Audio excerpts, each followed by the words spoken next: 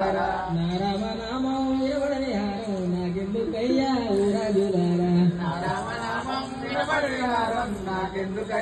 ఊరాజులారా సీతమ్మ నాకు ప్రేమతో ఇచ్చిన ముద్దల హారం గొప్పదిగా వచ్చి కొరికి చూడంగా నారామ నామ మాధుర్యమే లేదు అది ఎందుకయ్యా నారామ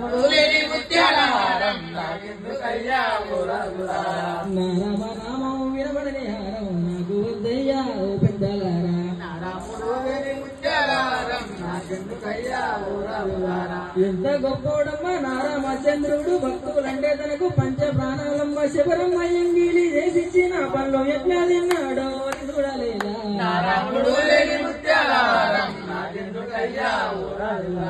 సీతమ్మ జాడకు లంకకు పోతుంటే శక్తినిచ్చిన వాడు నారామచంద్రుడే సీతమ్మ జాడలు తీసుకొచ్చినంటే నారాముడిచ్చిన దీవెనలు కాదా